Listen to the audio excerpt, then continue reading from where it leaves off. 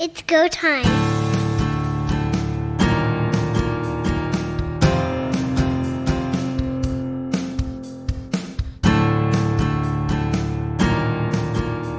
It's Quick Kicks here on Third Down Gamble. I'm Don Charbon along with Heath Graham and a special guest from the Turf District, Andrew Hoskins. Once a year, we discuss rules in football, and we thought, why not now? The season is coming. The draft is just a few weeks away in the Canadian Football League. We know that it's not going to go anywhere because the decisions have been taken, but food for thought as you go through the season to think, how would these rules change the game? Guys, shall we begin? Absolutely.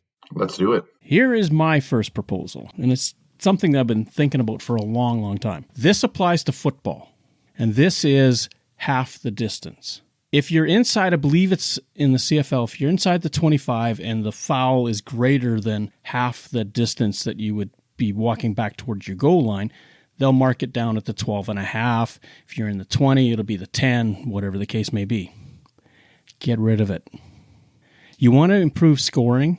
You want to create situations where offenses are in peril, defenses can smell opportunity. Here's what I propose. Instead of worrying about half the distance, if you're going backwards towards your goal line, take the ball as far back as the 2. So if you have a holding penalty and you're at your 10, the ball goes back to the 2. Same thing when you're going in. You get a pass interference call in the end zone, take it to the 2. It's not an absolute, they're scoring on the next play, they still have to earn it a bit, but it does eliminate this whole business of lengthening the field. That was actually one of my notes here as well, Don, so I'm glad you brought that one up. If it's a 15-yard penalty at the 50, it should be a 15-yard penalty at the 20. The 2-yard line is an interesting compromise, I guess. If they are penalized again, then you would move the ball to the 1. Makes perfect sense to me. I never understood the half the distance. I think it's a ridiculous rule, so I'm all in favor of this one. I would be too. Absolutely. I'm in with not cutting it in half because I think holding should be 10 yards and never 5. So that's which is funny on the amount of times that my favorite team holds in the last few years. But still, I would now, the one thing that you did say, though, is pass interference in the end zone, that would still go to the 1. Or would you specifically say it always goes to the 2? Any foul where the line of scrimmage was outside the 2 would stop at the 2. And as Heath suggested, if you're at the 2 and there's a foul, then you go to the 1. And then you can't go any further anyway. Okay.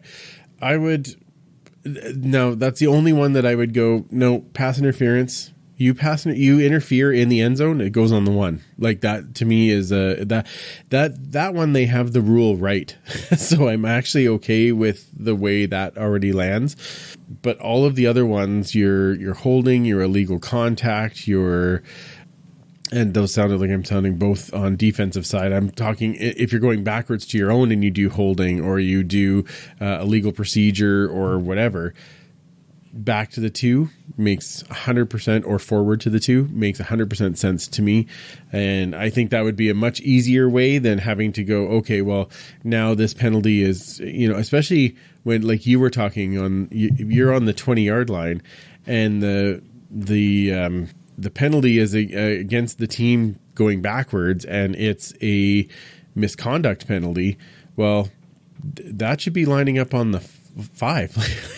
Like it should, like it's not none of this half distance stuff. It's you did the crime, do the time. Put it closer and let it happen. Well, it does, and I agree with you. It does diminish rough plays. Because that's a typical 15-yard foul. Well, if you're at your 15-yard line, you're only going to go to the 7.5 if you're going backwards, or 7.5 if you're going forward. That should be a punishment. Take it to the 2. From the 17, the max you can get to is the 2. Fine. If you're at the 15, you go back to the 2. But none of this cutting it in half business. It has to have impact. And this comes out of a conversation I had with Steve Daniel, and he mentioned about moving the kickoff back. And his thought was, you move the kickoff back, You kick it, the other team now starts maybe at the 40, 45, but they go 2 and out and they punt the ball back. Well, the team that kicked it off is now actually probably further back towards their goal line than when they had kicked it off. And he said it creates a different dynamic. And this is where I'm going to with all of this. If you get rid of half the distance, for the average fan, it makes a lot more sense because you watch the play and you see the ball move. And if it's a 15-yard foul, it moves 15. It is everywhere else on the field. Why not near the goal line? And the second thing is it creates peril. If you're going in and it's a 15-yard penalty, you're down at the 2 now. It's not 7.5. It's not the 10. It's the 2. And that makes a big difference for scoring. And then same thing at the other end. If you're backed up against your goal line, one of two choices. You punt it out. You take that dreaded safety, which I just hate. But you do create that problem for teams. Yeah, I would agree. I like that. I like that idea. Look at that! I didn't even battle you on the first one, Don. Like we were all prepared for it, but no, I'm just straight up agreeing right to start. Well, you fought over 1 yard. You fought over the 2 to the 1. That's true. That's true. That's true. I did. Okay, I had to find something. Come on now, it wouldn't be right if I came on the show and didn't find a little something to be like, meh, but that's okay. This applies to all of football. This isn't just the CFL thing. The NFL does it. College does it in the States. College does it in Canada. Junior does it in Canada. Let's simplify the universe in which we live, and let's keep the field as close to 110 or 100 down south of the border as it is. Yeah, absolutely. Fair. That's a fair call. My first one is actually off field, more to do with player retention, and it's something that we talked a little bit about in a previous episode. Players returning from U.S. opportunities, whether they're under contract or not, I believe they should be on the negotiation list of the team they were most recently with. So, example of that, last season, Drew Desjardins, formerly of the Winnipeg Blue Bombers, had a couple of looks in the NFL, didn't work out. He is now an Ottawa Red Black. I have no problem with that, but I do think he should have gone to the Winnipeg Blue Bombers negotiation list.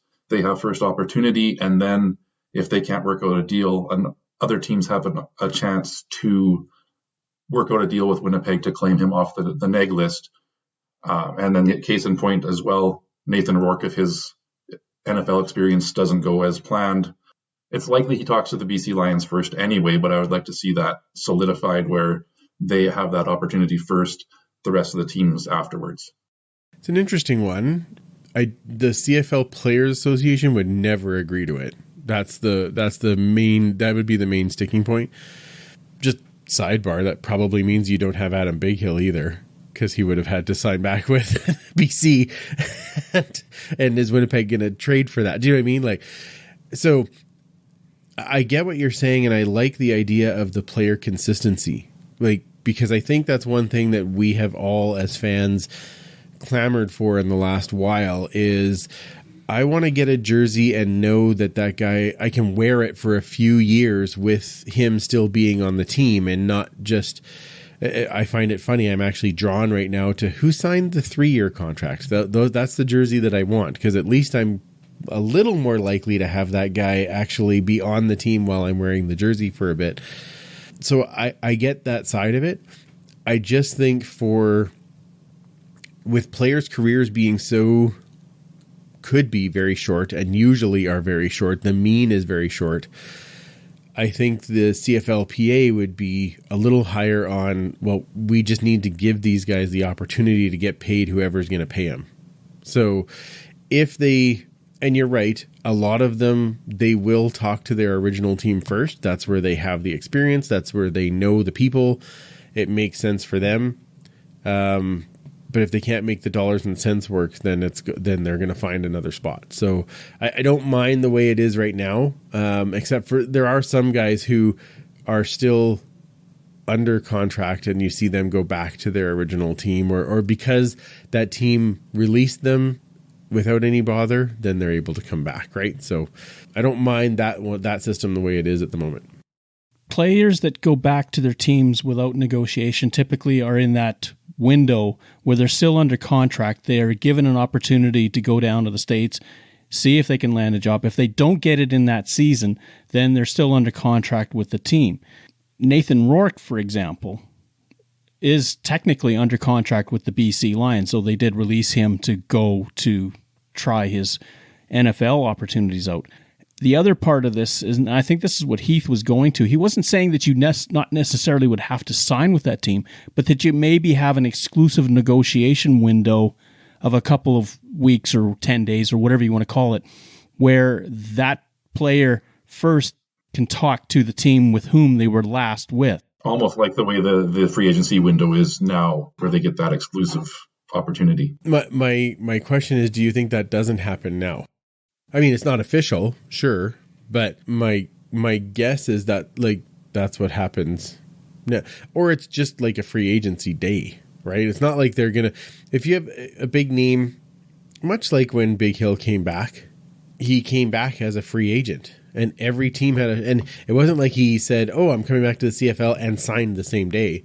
He did have offers to go through, and then figured out where he was going to land and that type of thing. So I wonder if that's kind of there unofficially. I mean, you can make it official, I guess, but the part that I was more going on was the part where you said they would go onto their negotiation list, and then you'd have to, trade something to get them off that negotiation list. That would be the part that would be difficult for sure. Yeah, I'm not saying it's not a logistical nightmare. It's just a player retention idea.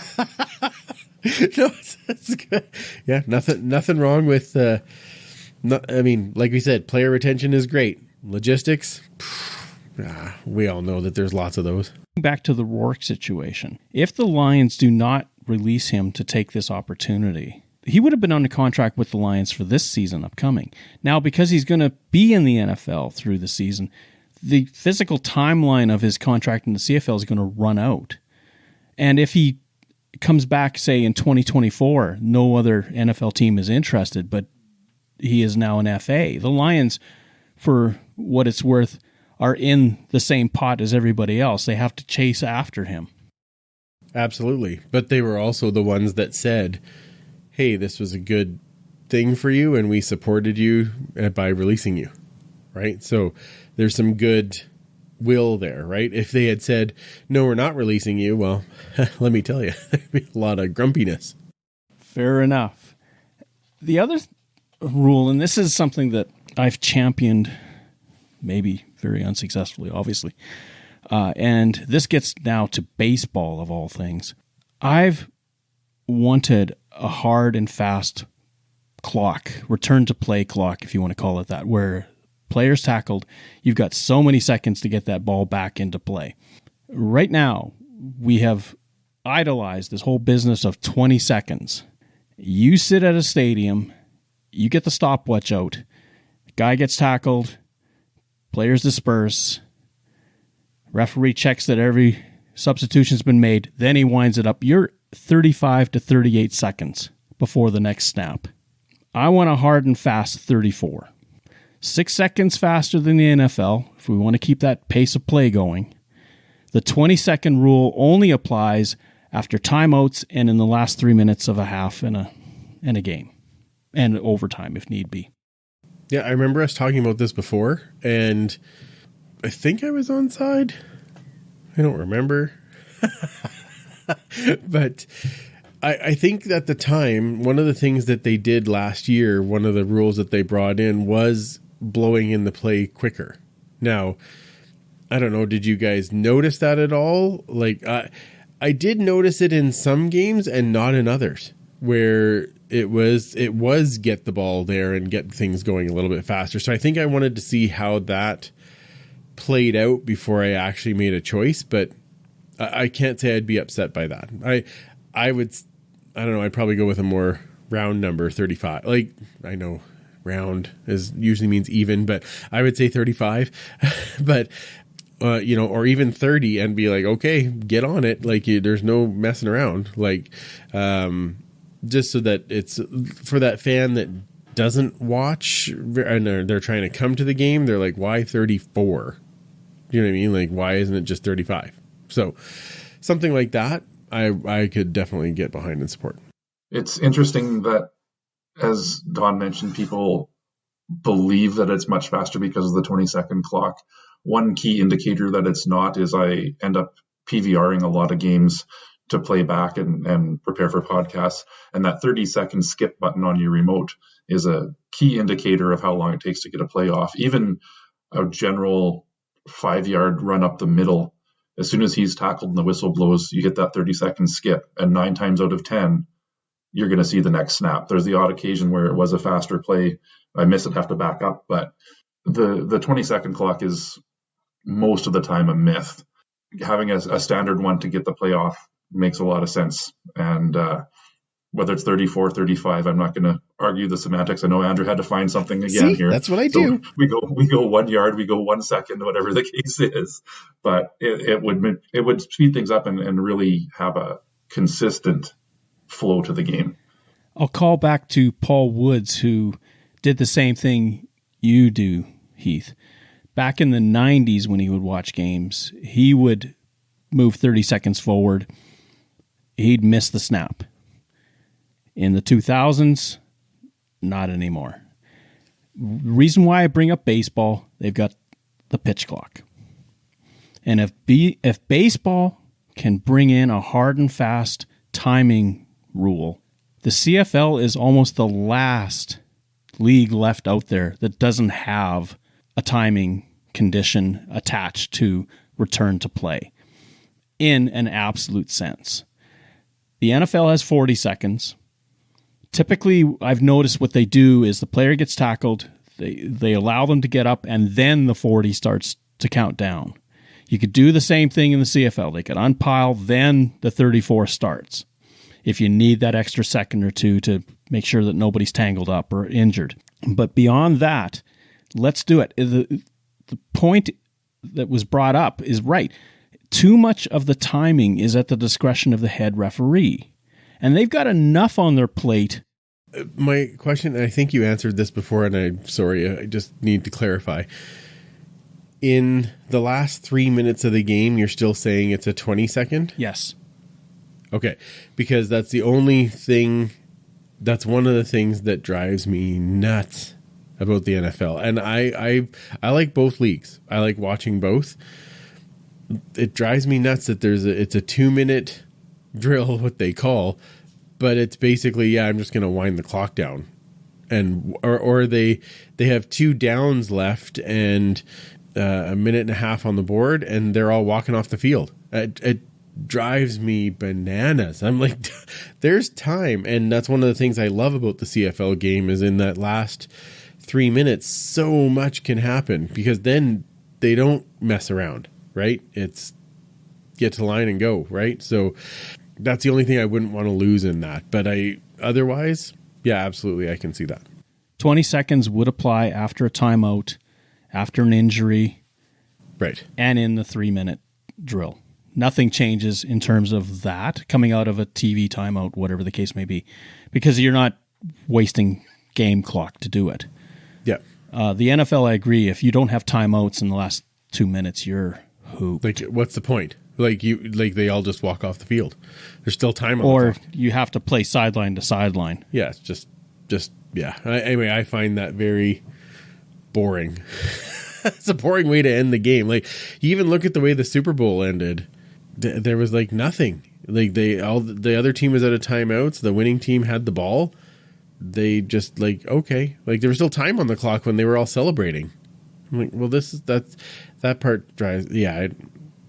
And I understand that can happen to some degree in the CFL, but it doesn't happen as often. It's definitely more, okay, there's always a shot. You could turn the ball over. There's 3 downs. There's, all those things. So it's, that's the part that I just want to maintain. So I like that you add that part in as the consistency for after. And the one difference in the CFL and NFL is we have the snap at a 0 game clock. Right.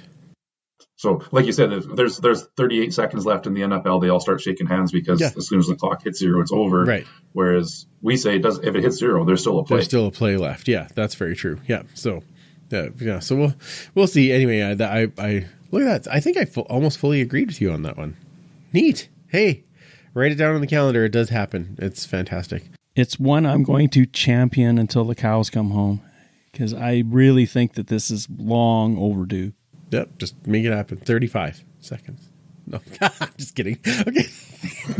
I did bring one. It's kind of it again, like Heath, like yours, it's a bit off the field. And I know already that Don, you agree with this one.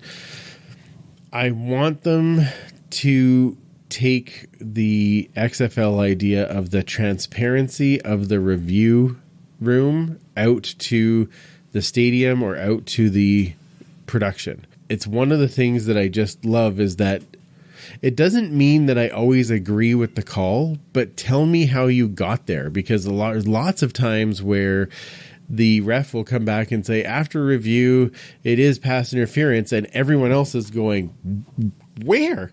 Like, where did you come up with that? Even if the answer is, you know what, we actually can't tell, so we have to go with whatever the call is on the field. I would be fine with that. I mean, how many times did we have the color guys on TSN going, oh yeah, like that call's going to get overturned for sure. Like definitely this is the problem. And then the ref comes out after review, the play on the field stands, and everyone's standing there like, what just happened? So that's the part I would really like them to increase that transparency. And I think that would go a long way in understanding how those calls come to where they are. Even if you don't agree with it, at least you can kind of go, oh, okay, I see where you're coming from. It may even convince some home fans in the stadium that, yes, indeed, it was a penalty against their team. It may. I mean, that's a stretch, Heath. I mean, because I don't know about your team, but my team does no wrong. That's why, like, I don't understand. Like, they should get no penalties. I don't like the refs should come to any Elks games with flags specifically just for the other team. I think that's how this is supposed to work, right? One fun thing when the Riders and Bombers are playing and Andrew Prue is the head official is, how do you figure that out when he hates both teams according to the fans? He hates all teams equally. That's the trick. Yeah.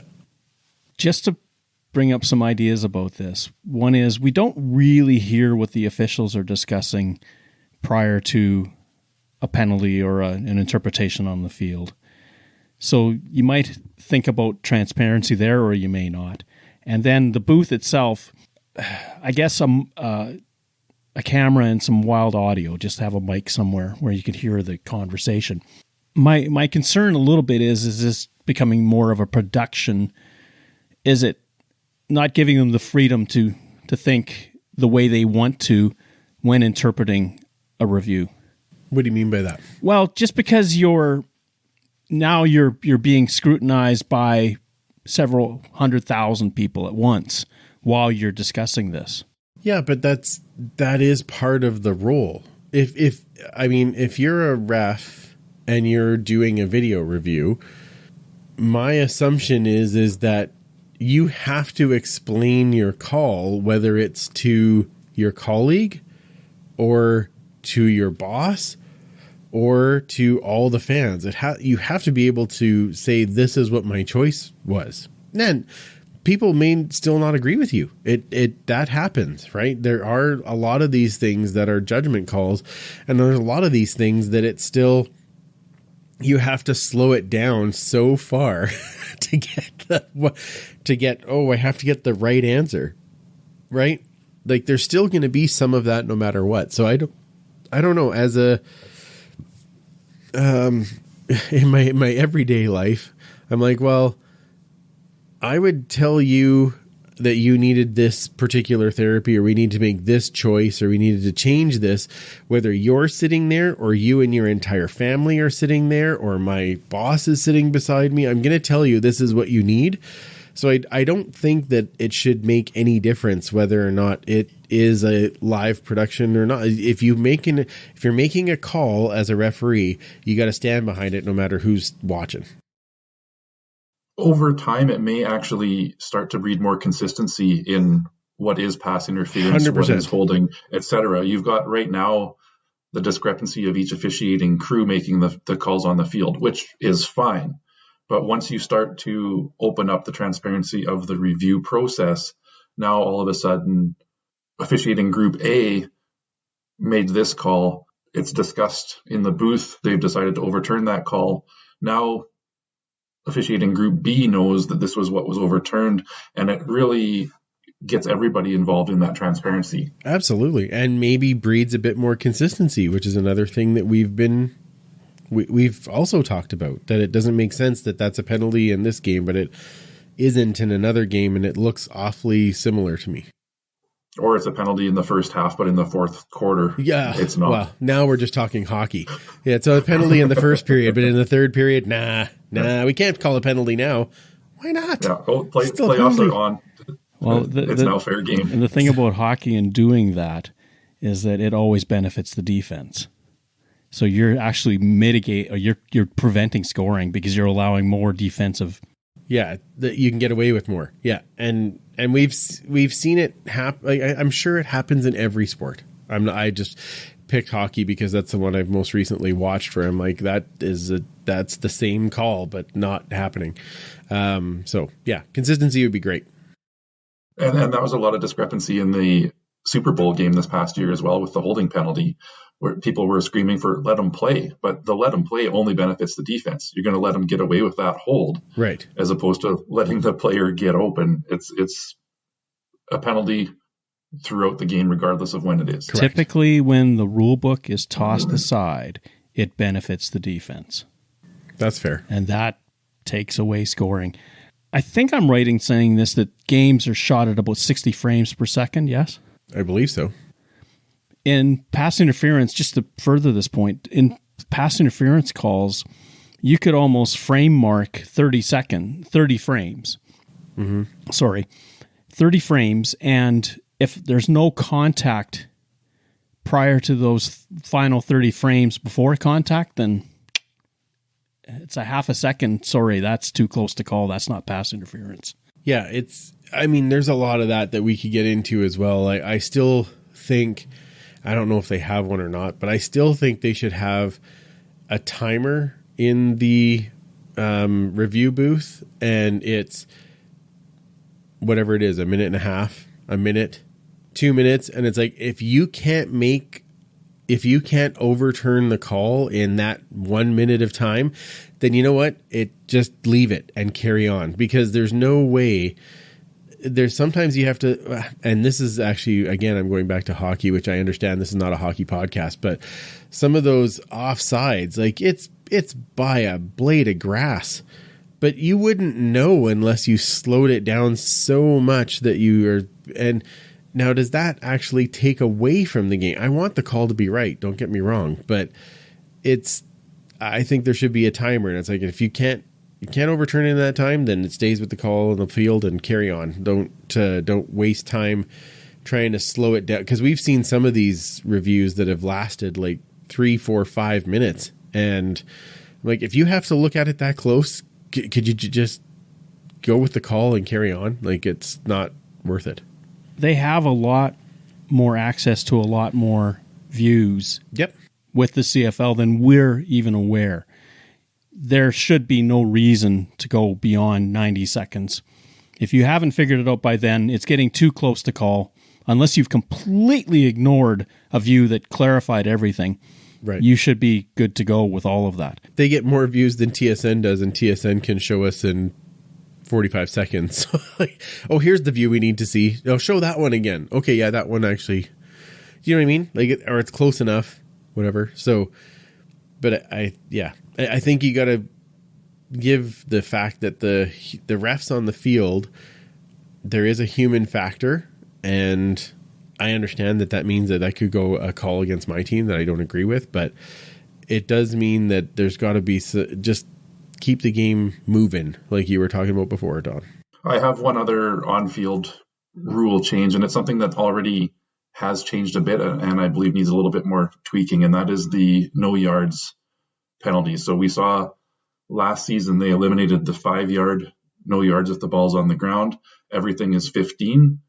My thought is it's actually a bit too punitive when the ball bounces, and should maybe be a 10-yard penalty for ball on the ground, 15 yards for in the air infractions.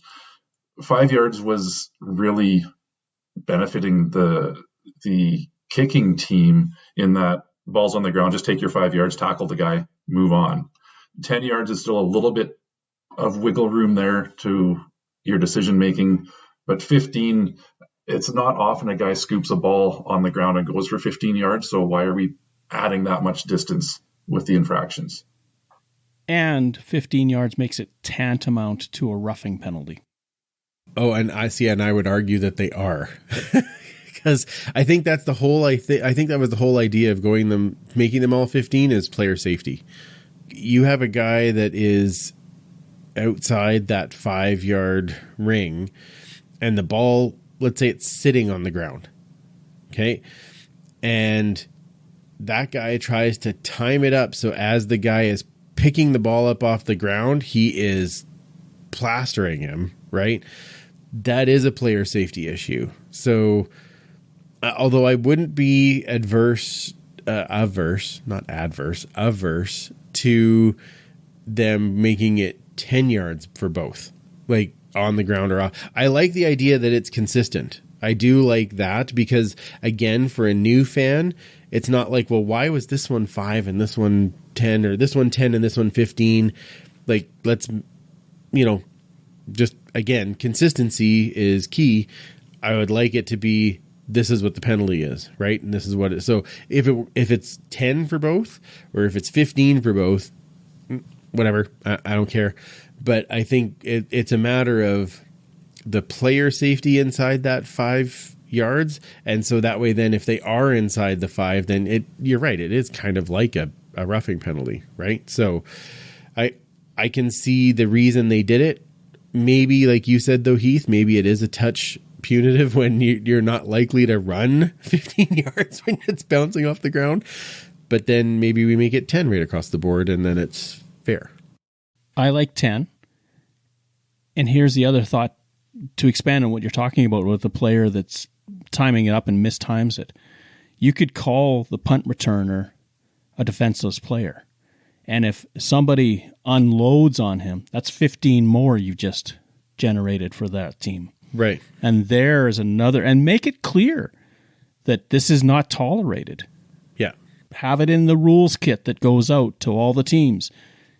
We're cutting it down to 10, but if you go in there with a full head of steam and hit this guy just as he touches the ball, that's 15 more, or maybe a DQ. Possible. That would make it a little more of a judgment call, do you think? For sure. Right. So I wonder if that might be a little... But then if I know this as I'm coming down the field, that I better pull up. Or at least not lead with your helmet. Right? Yeah. Like if it's a clean tackle, great. But don't, they add in the, what do they call it? They call it spearing still? Yes. Where they use the helmet? Yeah. Like, don't add that in. So does that, I don't know. What do you think, Heath? Am I way out to lunch on that? No, I certainly appreciate your player safety concern, and that's something that we all talk about a lot with some of the penalties and protecting the star players.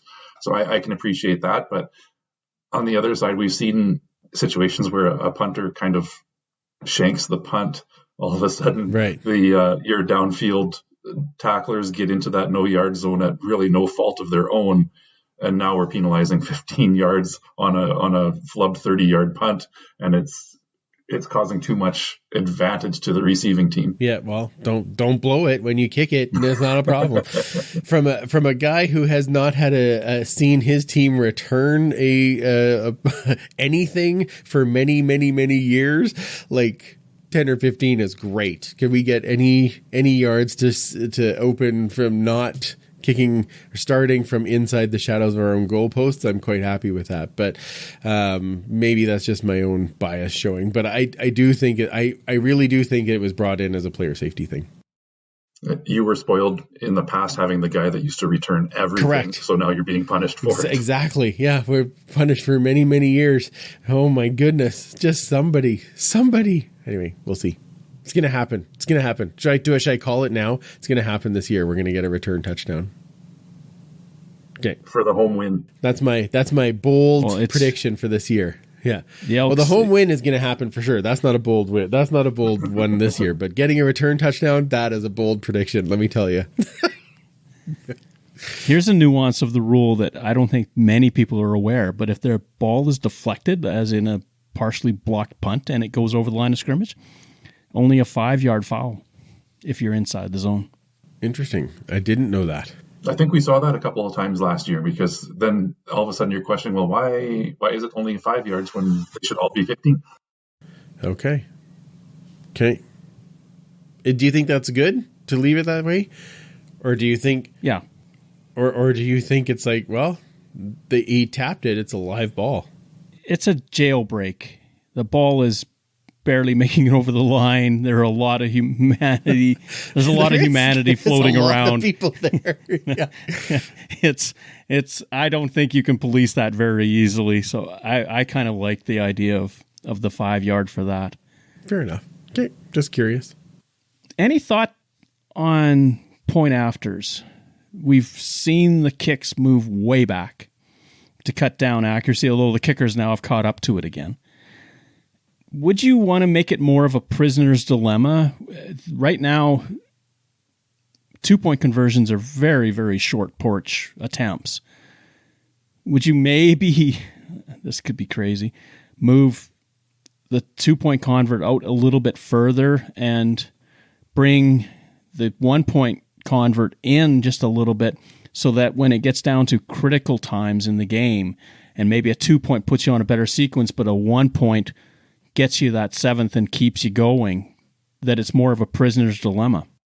Go ahead, Heath. Well, Andrew mentioned he's a fan of a team that can't return a kick for a touchdown. I'm a fan of a team that can't seem to kick a single point convert. So fair. I would like to see the 2-point convert be more attractive. And I know moving the 1-point back a little bit has benefited that a little bit.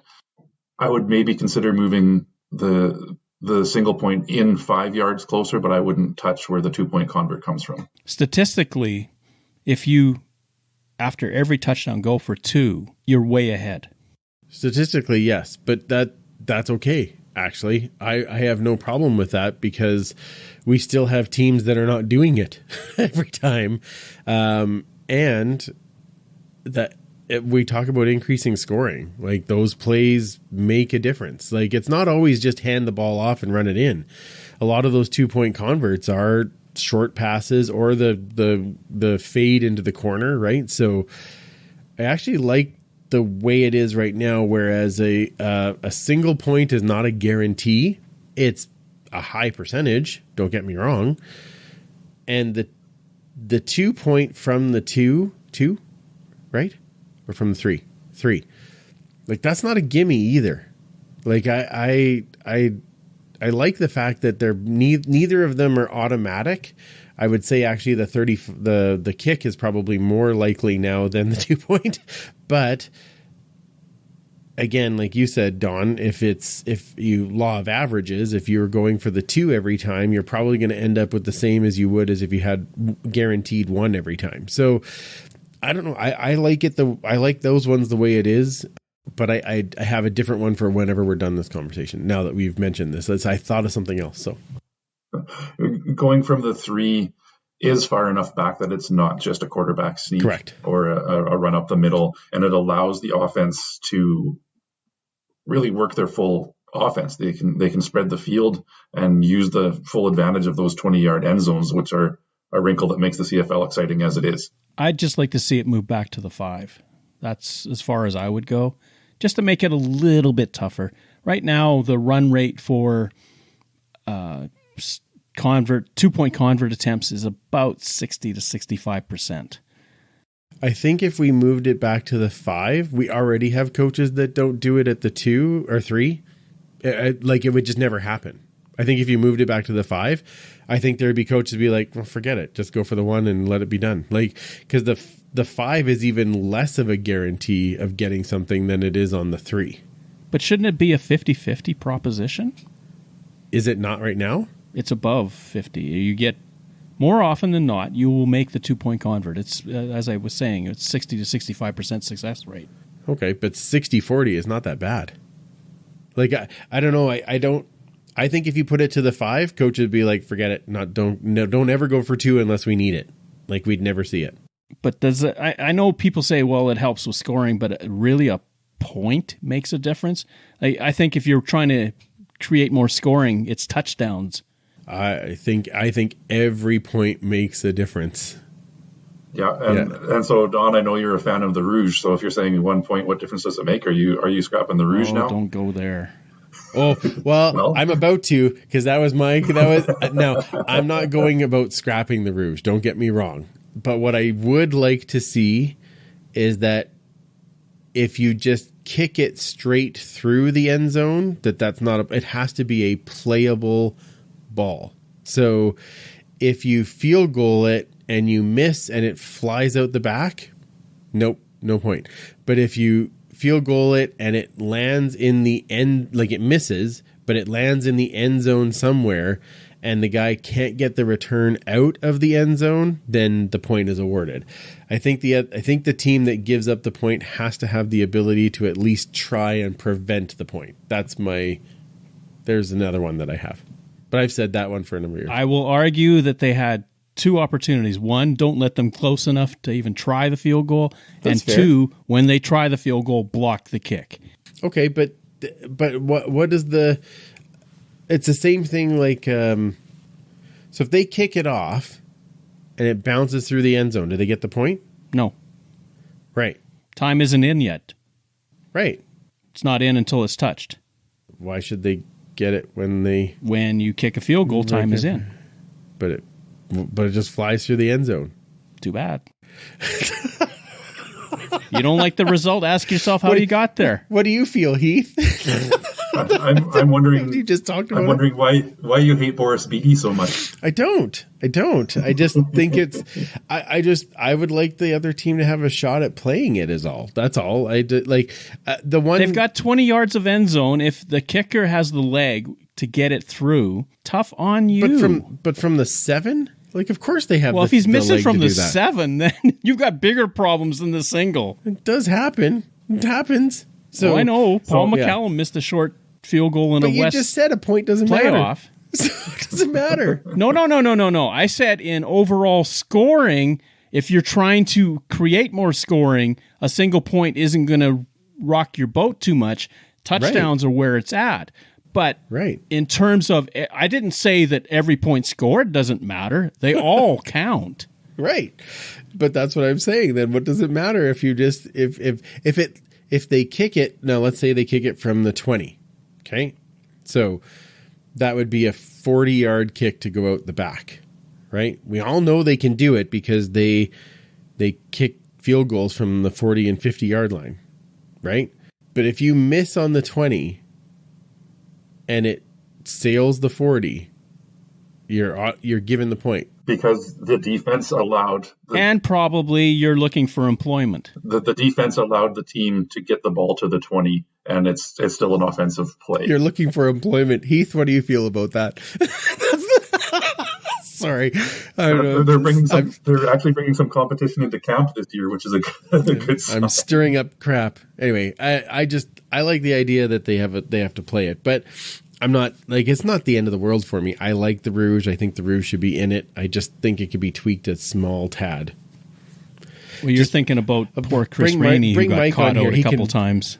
What's that? You're thinking about poor Chris Rainey who got caught out. Yeah, that was one for sure. Step back instead of stepping forward. He caught it, and stepped back. Correct. But he did have an opportunity to play it. It didn't sail through the end zone. Yeah, no, but he blew it. Right? But again, his choice was either catch it and try to make the play, and he stepped back and gave up the point, right? Or just have it sail over his head and he gives up the point anyway. That's what I'm getting at. Like in that particular scenario, he knows what the consequence is if he doesn't make the play. If he tried to make the play and it didn't work out, but it's a point either way. So, but it's not a point if he knocks it down and runs it out. Nobody has control of that ball as it goes out. I'm not saying that if you punt it from say the 40 or whatever, and it goes out of but on the 15 or 20 yard line, There is a skill that you should be able to hit the field goal. If you miss, then you get and the other guy doesn't get a chance to have any control of the ball. It just sails out. Oh, I know. I'm fighting a losing battle with you, Don. I'm just saying that I don't want it away. I just want it tweaked. That's all. But Heath, I'm not trying to pick on you at the same time. Isn't it amazing that we can spend 10 minutes on the Rouge? It tells you how great this game is that we're fighting over a nuance of the game. That's right. Yeah, I would take the kicking game in the CFL over the NFL any day. Oh, me too. 100%. The touchbacks are one of the most boring things to see. Oh, the way they start their game. Why they bother anymore? I don't even know why they kick off. Why even bother? Why, if you're not going to, like, if you know that 90% of the time the other team's going to start at the 25, just have them start at 25. Like, forget it. What's the point? Mm-hmm. Everybody is so pumped and they see that ball go up in the air and then everybody sits down. Like, woo. Like, no excitement at all. Don't knock the stuffing. I understand the NFL's concern is a lot of injuries happen during kick returns. I get it. But they punt still. Mm-hmm. And then put the halo rule in. Yes. Or if the kickers are that great, or make everything a fair catch, you can't return it. That's right. Or which is also boring. But if you have kickers that are good, then maybe you have to kick off from your own goal line. Like, do you know what I mean? Like, those kickers for kickoffs can pound it 80 yards. Well, okay, then the other team is getting it on their 20 and away they go. Like, to me, that just takes all the excitement out of the game. It's like, why even bother watching the start? Exactly. It knocks the stuffing right out of it. Yeah, it really does knock the stuffing out of the start. Flip the coin. Whoever wins the coin toss, start at your own 20. Go. It's like in baseball, if the first batter comes up and they point to first base, we're not throwing to you. This was fun. Yeah, exactly. Yeah. No, we don't need any of that. Thank you. Thanks, gentlemen. Thanks for putting up with me, disagreeing with a whole bunch of things. I did agree with some, though. I think we did find some common ground today. If there's no disagreement, then there isn't much engagement. Fair. This is the fun part of doing something like this is we get to share ideas, and sometimes we see the folly of a suggestion as well. Yeah, absolutely. Andrew of the Turf District, where can people find and follow you? Well, you can find us everywhere on the socials at the Turf District, and also you can use that same tag and find us on YouTube, where all of our shows are recorded live, usually on a Tuesday night. You can join us in the chats for lots of fun conversation. We are back on April the 18th, and then we will be back at the beginning of May and going back weekly, because then we get back to training camp and the season. We're not far away, gentlemen, which is very exciting. But yeah, follow us at the Turf District and let us know what you think. Andrew Hoskins, Heath Graham, thank you. Thanks, man. Thank you for listening to our show. Third Down Gamble is hosted on Podbean and can be found on Apple Podcasts, Google Podcasts, and Spotify. Follow us on Twitter at Third Down Gamble. Join us again, the Third Down Gamble podcast, audio worth watching.